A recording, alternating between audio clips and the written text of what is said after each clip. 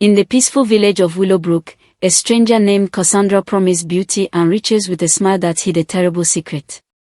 Every night, those who drank her sparkling water were dragged into a dark cavern, their souls chained to a witch's wheel, threatening to swallow their village in shadows forever.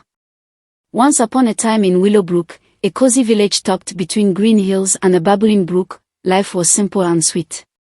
The people worked hard, planting crops and tending animals, their days filled with chatter and laughter. Children chased butterflies through the fields, and elders shared stories by the fire, their voices weaving tales of heroes and lessons learned. Willowbrook was a family, where every face was familiar, and trust was as common as the morning dew. Strangers rarely came, and when they did, the villagers watched closely, their hearts cautious but kind. That changed the day Cassandra arrived. It was a crisp morning when she stepped into Willowbrook, her presence like a spark in the quiet air. Cassandra was breathtaking. Her hair flowed like a midnight river, catching the sunlight in glossy waves. Her skin glowed warm and smooth, as if kissed by the stars. Her eyes held a secret, twinkling with charm, and her smile made hearts skip. She wore dresses of soft silk, embroidered with patterns that shimmered like dreams, and her neck sparkled with a necklace of bright stones. Her bracelets jingled softly, and every step she took was graceful, like a dancer moving to an unseen song. Cassandra was no ordinary traveler, she carried an air of mystery that turned heads and sparked whispers. She moved into a small cottage at the village's edge, a place long empty, its garden now blooming under her care. No one knew where she came from or how she paid for her finery. The villagers were curious, some wary. Elder Martha, a wise woman with sharp eyes, frowned at the news. Strangers should share their story, she told the council. We must watch her. But Cassandra's charm was strong. She greeted neighbors with warm smiles, gifted children sweet fruits, and offered farmers rare seeds that grew tall and fast. Her kindness softened doubts, and soon, most welcomed her, though questions lingered. The young women of Willowbrook were especially drawn to her. They watched her from market stalls, whispering behind their hands. How does her hair stay so perfect? Asked Lily, a weaver with a bright laugh. What makes her skin glow? Wondered Rose, brushing her own curls in hope. Even shy Violet, who loved sketching flowers, stared when Cassandra passed, her pencil pausing midline. The young men were just as enchanted. Thomas, a farmer's son, stumbled over words near her. James, training to be a blacksmith, carved a wooden bird, dreaming of giving it to her. Cassandra's beauty was like a melody, and Willowbrook couldn't stop singing it. But not everyone was swayed. Grace, a thoughtful girl with keen eyes, noticed things others missed. She saw how Elder Martha's warnings were brushed aside, how Cassandra answered questions with smiles instead of facts. Grace's best friend, Lily, admired Cassandra fiercely, and Grace worried. She's too perfect, Grace told her brother, Samuel. No one shines like that without a cost. Samuel shrugged, but Grace's unease grew, like a seed taking root. Cassandra kept her distance from village life, joining only a few events, like the harvest dance, where she handed out sweet drinks, or the market, where she gave girls tiny mirrors to see their beauty. Each time, she spoke kindly but shared nothing of herself. Rumors swirled. She's a lost princess, said one woman, stirring soup. No, a merchant's widow with hidden gold, argued a baker. Some whispered of magic, others of blessings. Cassandra let the stories grow, her smile never fading. One sunny afternoon, Lily, Rose, Violet, and their friend Emma visited Cassandra's cottage. Grace wanted to join them, but her mother needed help with chores. The girls knocked, their hearts fluttering. Cassandra opened the door, her dress glowing like a summer sky. Hello, dears, she said, her voice smooth as a lullaby. What brings you? Lily spoke first, her cheeks pink. Cassandra, you're so beautiful. We want your secret. How do you shine? How do you live so well? Cassandra tilted her head, her eyes gleaming. It's no cream, she whispered, as if sharing a treasure. It's a special water, passed down from my mother. I drink it daily, and it keeps me lovely. It brings luck, too, wealth follows me. The girls gasped, their eyes wide. Water? Emma echoed. That's it. Cassandra nodded. I have enough to share. Would you like some? They nodded eagerly, their voices tumbling over each other. Yes, please. Cassandra stepped inside, returning with a clay bottle, its liquid sparkling like dew. Drink, my friends, she said, handing it to Lily. Let beauty and fortune find you. Lily sipped, the water sweet with a hint of mint. She passed it to Rose, then Violet, and Emma. They beamed, thanking her with giggles. We'll be like you, Rose said, hugging Lily. They ran home, telling everyone about the water. Word spread, and soon, others visited Cassandra. Sarah wanted to dazzle at the spring fair.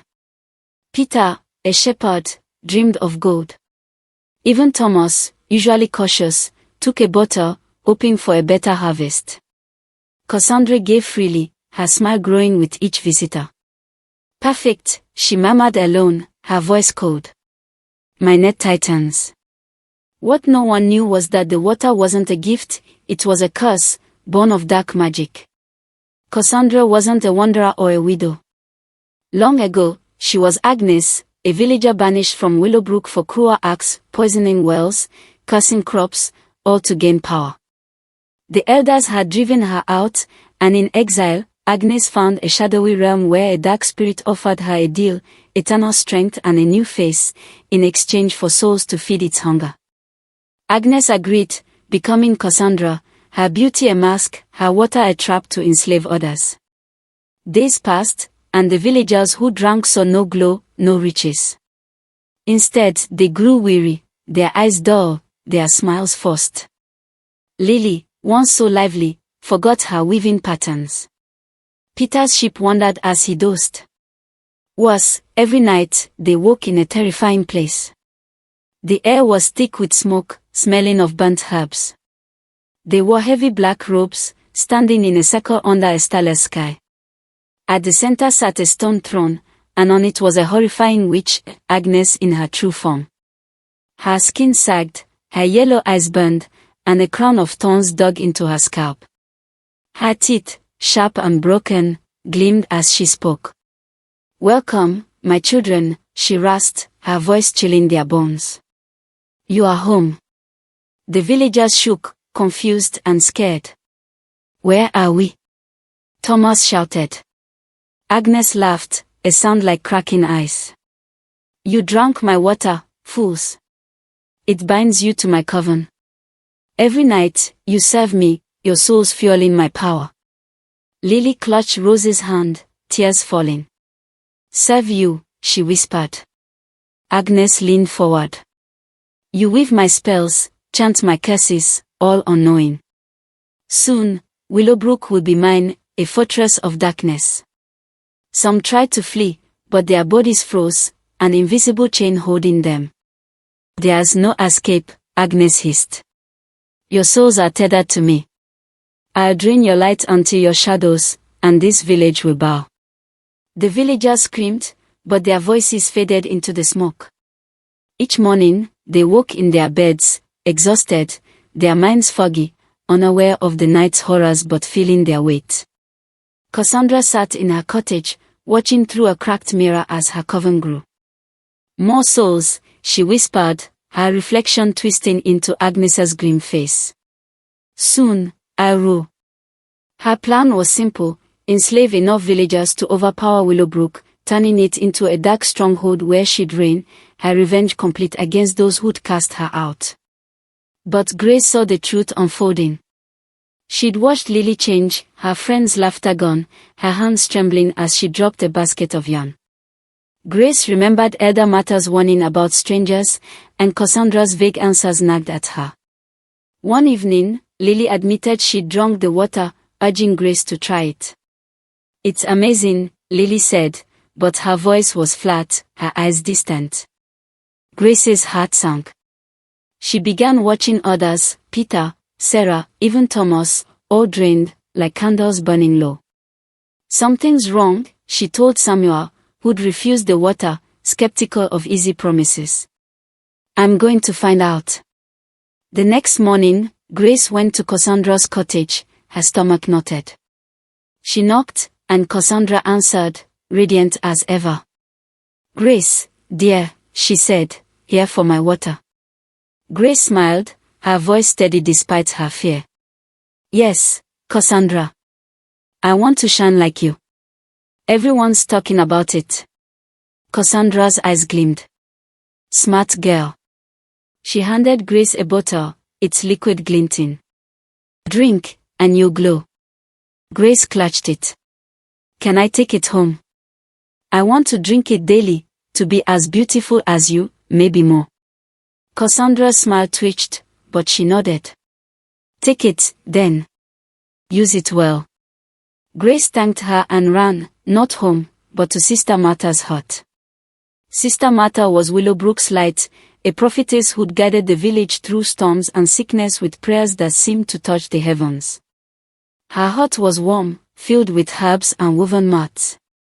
Grace poured out her fears, Cassandra's arrival, the water, Lily's change, the village's weariness.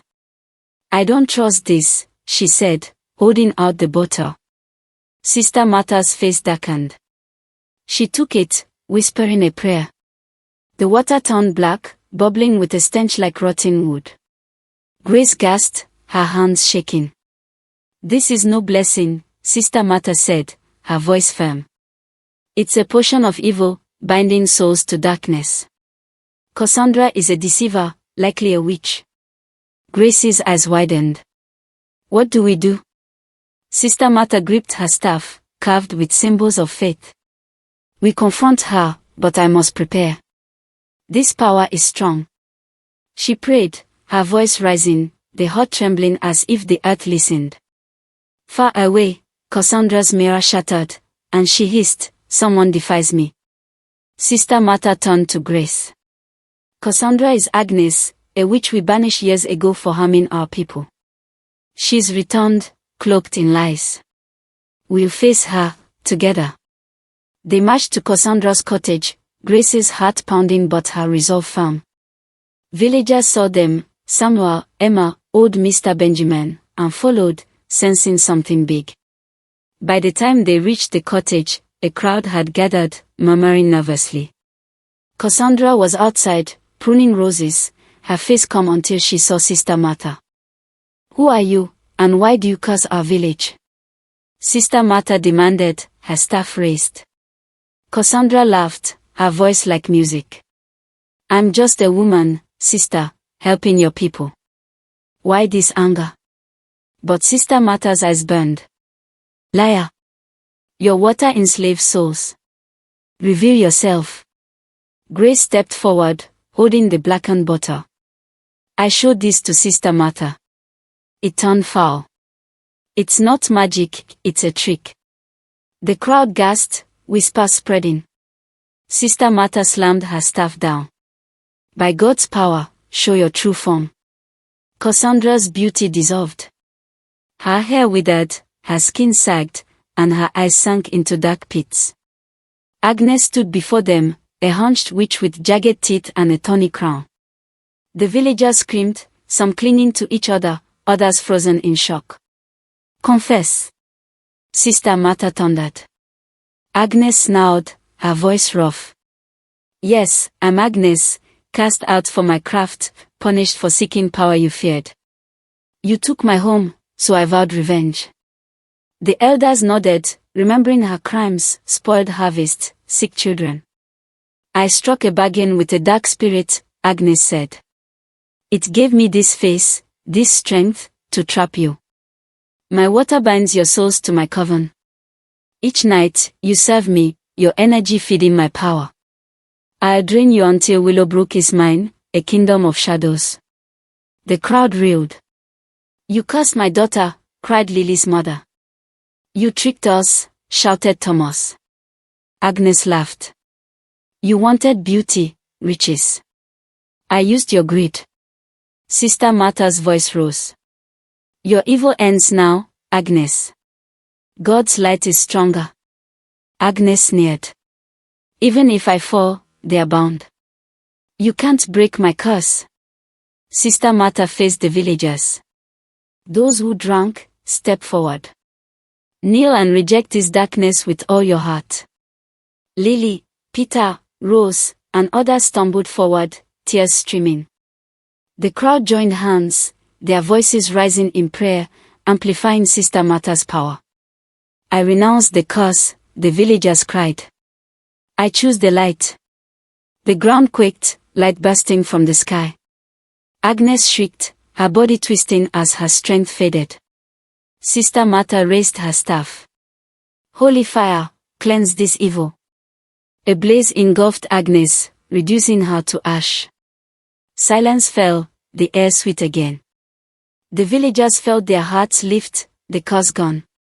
But freedom brought tears, guilt for their choices, fear of what they'd done in the coven. Sister Martha gathered them. You're free, she said. But healing takes time.